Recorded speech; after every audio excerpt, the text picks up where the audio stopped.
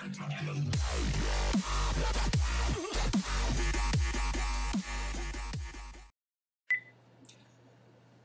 YouTube, my name is MrSlinky, back again with another tutorial of Reforge of Empires. It's been a long time since I've actually done a video for you guys. I've just been really busy with work and stuff. Such as the excuse of everyone that doesn't post a video for a while. Anyway, I deleted my old video because it was kind of trash, my voice sounded like crap, and honestly it still does, but I'm gonna keep posting anyway. I've had a couple new players starting up, and I got tired of constantly going through the same old. Your base is not efficient, these troops are not what you need to use, blah blah blah blah blah blah. So I'm just going to do a video over it so I can just post a link for you guys. So I just started up a new city, which I have not done in quite a while, but I am going to go through all the basics, and I'll probably speed this video up at some point so that you guys don't get bored of the slow pacedness of it. Anyway, let's start with the basics. Build residential buildings to provide population and coins for your city. Actually, you know what, I'm just going to speed up this part of it since you don't need to sit through it because it's just a tutorial. So I'll be back to you guys in a minute. So I said no, it was supposed to be my Pentakill. Why did you do that to me? I killed alone, want to free for champions. I can't believe you're trolling. No, it was supposed to be my Pentakill. Why did you do that to me? I killed alone, want to free for champions. I can't believe you're trolling. Wait a minute!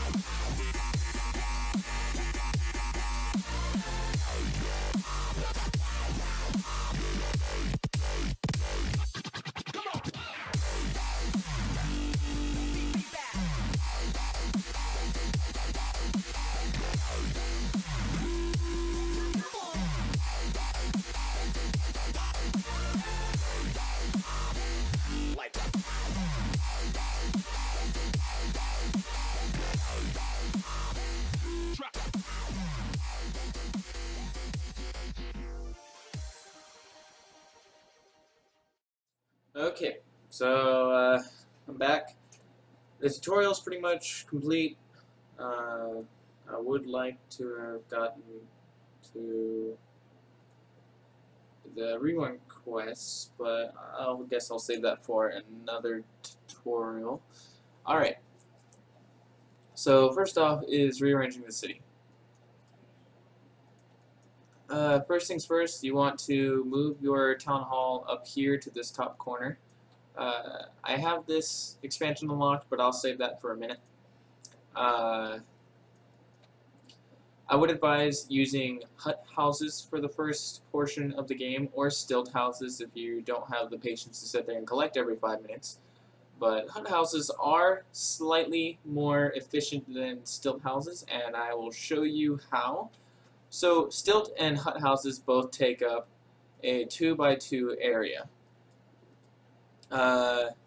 Stilt houses produce 11 coins every 15 minutes, and hut houses produce 6 coins every 5 minutes. So theoretically, if you were to collect this every 5 minutes, like perfectly every 5 minutes, that would be 18 coins in 15 minutes, while this would only still be 11 coins every 15 minutes. However, you know, math isn't perfect, collection times isn't perfect. Sorry, I said that wrong. And so these in the long run might be more efficient for you if you don't collect these every 5 minutes. I personally prefer huts. On the flip side, though, the stilts do give slightly more population than the huts. So if you're needing population, stilts are the way to go. The best houses to get, though, as far as efficiency and population, would probably be the chalets. I'm not sure how you say that. Someone from Toronto corrected me on that once, and I can't remember how to say it. Always try to stay up to date on your buildings, though. It will hurt you very, very much if you try to stick with buildings that are not in your current age.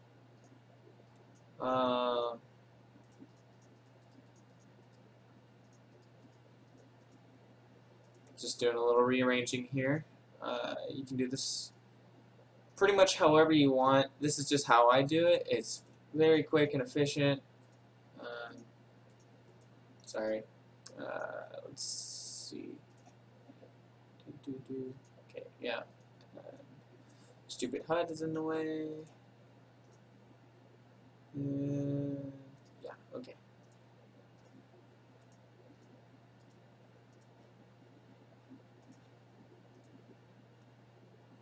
Oh yeah, I don't know why I repaired that. I need to sell all this anyway.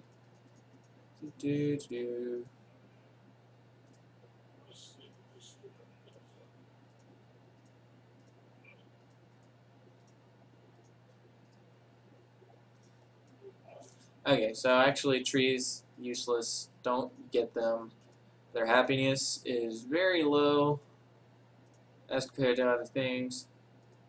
I mean, it's only 2 less than flowers, but still, it's more. It's not very expensive. And adding on to that, sorry, I say a lot. Adding on to that, let me refresh real quick, see if my game is glitched. People cannot get blueprints for great buildings on Stone Age goods, and they also reset the timer on that stuff, or not timer, the counter.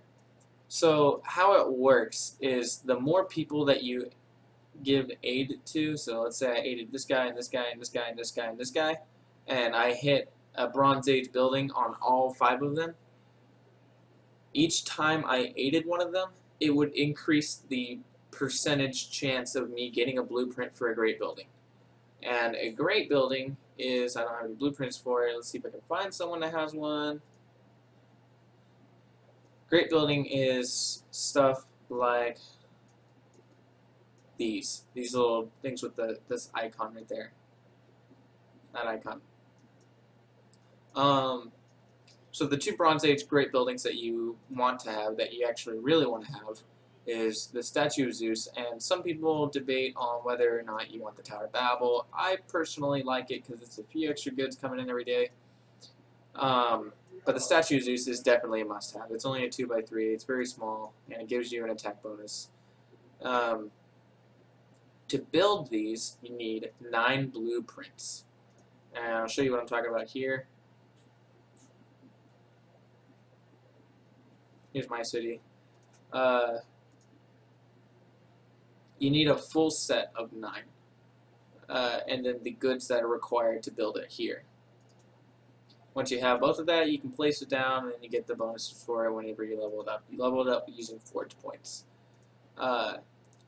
So, yeah, basically, if someone hits a Stone Age building, so say they were aiding along, they aid, and they got to mine, and they got a memorial, which is a Stone Age building, it would reset that counter, and it would be as if they were motivating the next person for the very first time, and it would have way less of a percentage chance of getting a blueprint for a building of that age.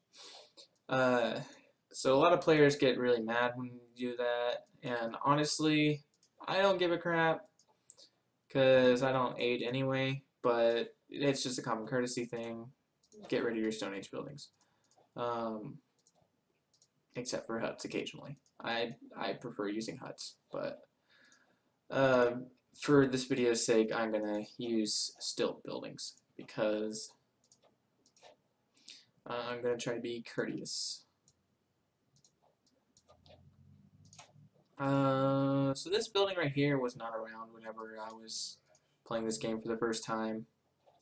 It's kind of cool, kind of useless. Don't waste your diamonds on that. Also, don't waste your diamonds on this, and pretty much anything else. Don't waste your diamonds on that.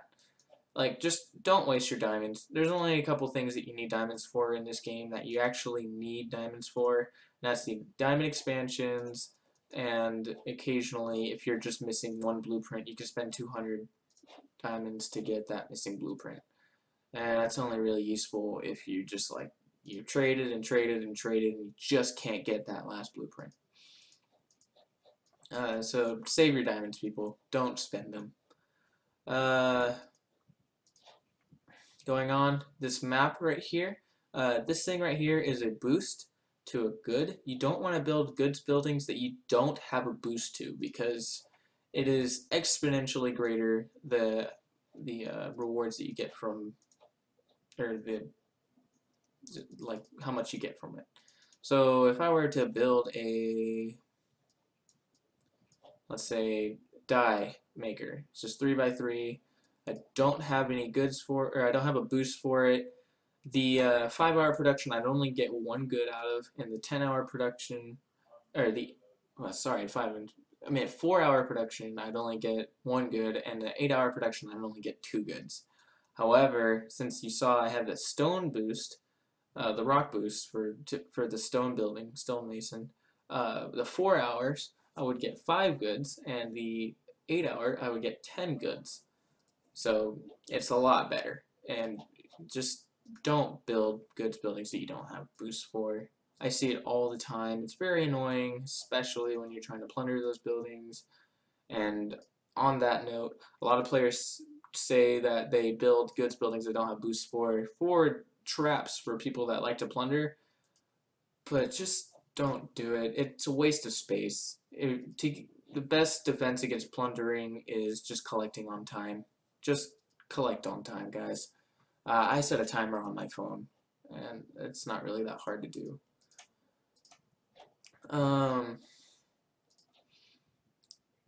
Expansions, you can win expansions in different ways. You get expansions from the map here, from occasional sector rewards. You get expansions from the tech tree. Whoops, that's wrong thing. The tech tree, you get expansions. You can also get expansions using metals. The first one I think is 10 metals, if I'm correct. Yeah, 10 metals. I don't know how I got 5. And the next expansion I think is 50. I do not remember. My next expansion on here is 105,000, which actually I am way behind for my age. Most people have all the metal expansions done by now. I have like 8 or 9 more. I don't remember exactly. So going on forge points, this thing up here. Whoops. Ah, crap. My bad, guys.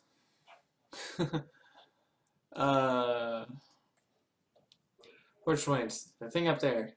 This is used in multitude of ways. Yeah, game's freezing.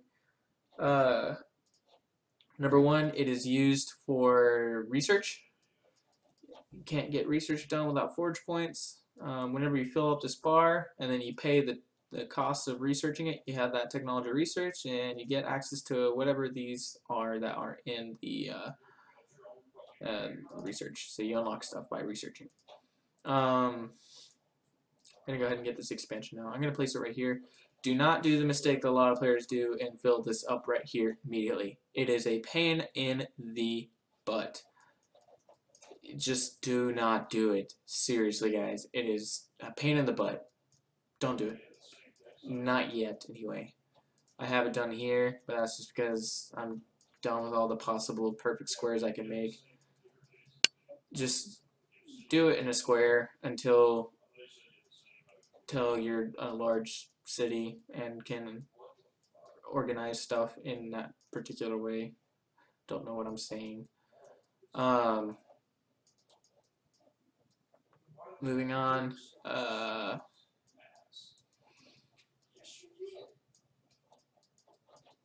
Sorry, guys. Okay, moving on. The efficiency of supply buildings works the same way as houses. It's usually supply production per hour divided by the amount of space it takes up. So this pottery, just looking at it, produces 50 an hour. I'm going to go to my calculator. Yeah, I know I have a Pinterest up. My girlfriend and I are planning a wedding on Pinterest. So 50 divided by 12, because a pottery is a 3x4 area. Whoops. 4.1666, whatever. While a hunter is 34 an hour and takes up a 9 area.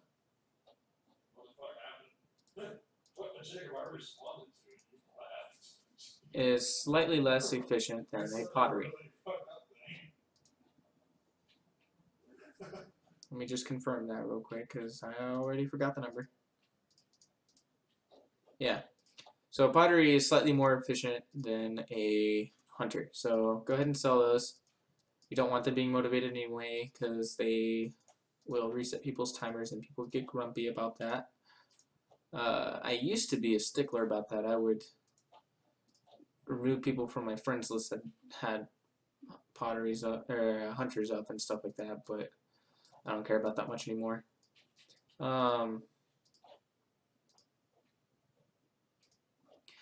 The other mistake that a lot of players make is they build a ton of decorations, flowers and memorials and obelisks and crap. Don't do that.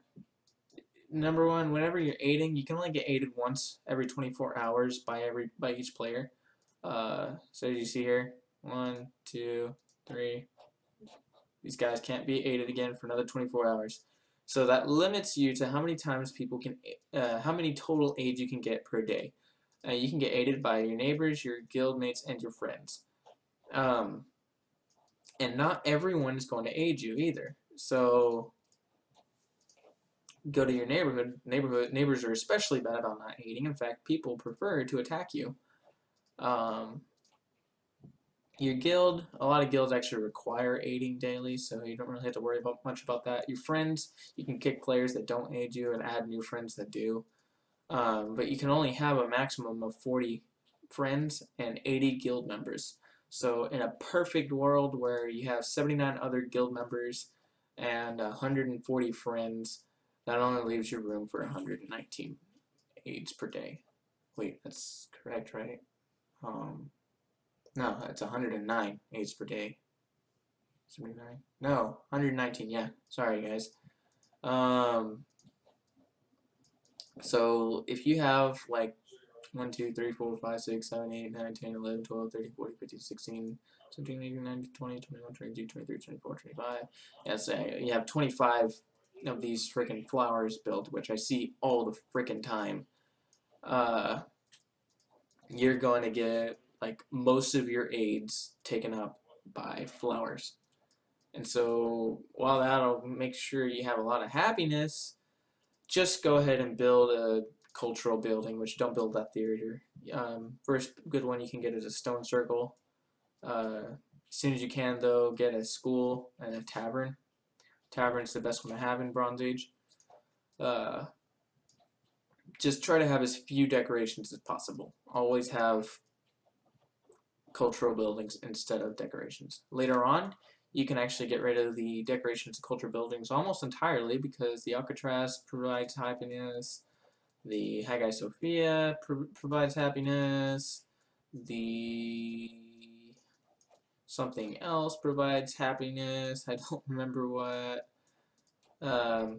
There's other buildings that you can get that provide happiness, and that'll more than suffice for you to get a perfectly happy city. And on the note of happiness, enthusiastic cities produce 20% more than regular cities. And on the flip side, a very angry city provides 20% less. What is it? 20% less or 50% less? I don't remember exactly. Just try to keep your happy city. When it comes to military buildings, another mistake that I see made by a lot of players all the time is they unlock these new military buildings and they think, oh, I have to have them, like the horseman stable, um, especially the horseman stable, the thrower camp. Like, you don't need a lot of these military buildings. They're kind of cool because they're not the basic spearman barracks, but honestly, the spearmen are all you're going to need for the entire rest of Bronze Age. If you're just rich and you have a bunch of extra coins and supplies laying around, yeah, go ahead and build the warrior barracks because it's kind of a super spearman. It's only weak against slingers, and no one ever uses slingers.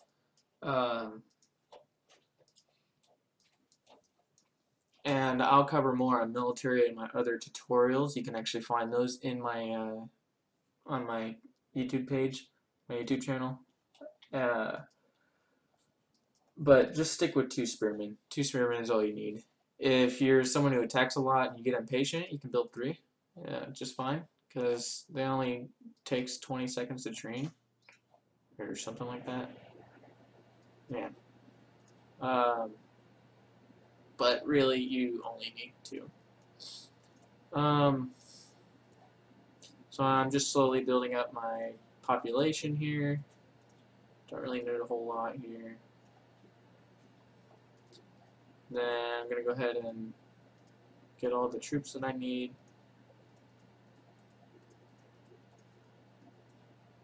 So, oh dear. So because I don't have any cultural buildings built yet, I'm going to go ahead and build these memorials just so I can have some happiness in the city. No happy citizens, no production, nothing gets done.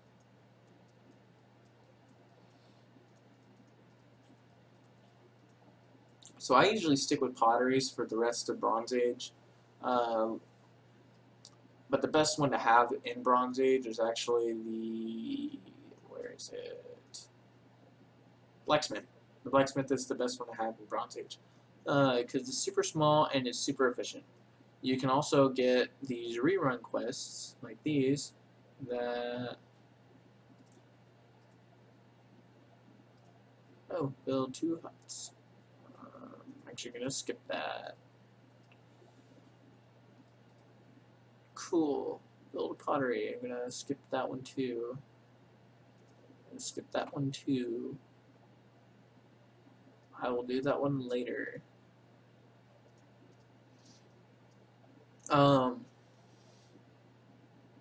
Sorry guys, forgot what I was saying. Oh yeah, production buildings. So whenever you get to blacksmiths, you can sell these and build blacksmiths right there, and that'll leave you room for your cultural buildings there. Build some schools and taverns there. But this is the most efficient layout for a Bronze Age city that I personally have been able to find so far. I have a lot of farm worlds on that I run this way, which I recently got rid of my farm worlds, most of them, because because I was training to be a moderator, which I'm probably going to give up now because I don't have the time for it. And I can't moderate on worlds they play, so I got rid of a lot of my farm worlds. But this was how I ran a lot of them. When I used to play this a long time ago, this didn't have they didn't have the longhouse. The stilts look different, as you'll probably see in my other videos. They changed a lot of stuff around. The memorials look different, I think. Can't remember exactly. Just everything looked different. Kind of looks better, kind of doesn't. Not sure what I feel about it. The hunters definitely look different. Wait, no. Was it the hunters? No, the huts look different. Yeah, these look all tropical now. The old huts didn't look like that.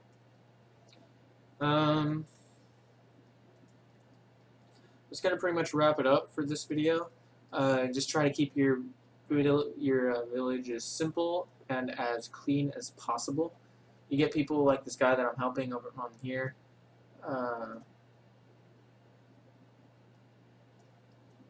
With a village like this. Oh, and I just told him don't build anything else, and he builds a Thor. Okay, he's kind of hopeless. I'll send him to this video as soon as it's uploaded. Yeah. So this guy's kind of a mess. Looks like he kept the same original layout that the city gave him, and he just kind of added on to it. Don't do that. Move your city around. Keep it clean. You can fit a lot more stuff in it. He said his main problem is that he's not able to expand it all because he doesn't have any space for anything. But as you can see, he has like an obelisk there, just a random obelisk. He has a statue. I'm not even sure how he got that. Oh, that's Bronze Age, okay. I was thinking of the thing that you get in Iron Age.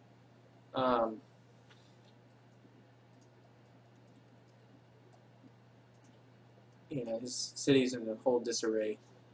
Keep it clean, guys.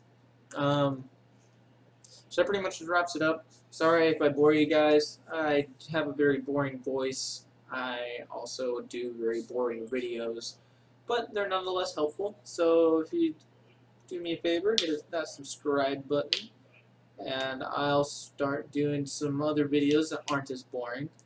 I say this in every video, I do want to do some Let's Plays on games. I have increased my game collection recently.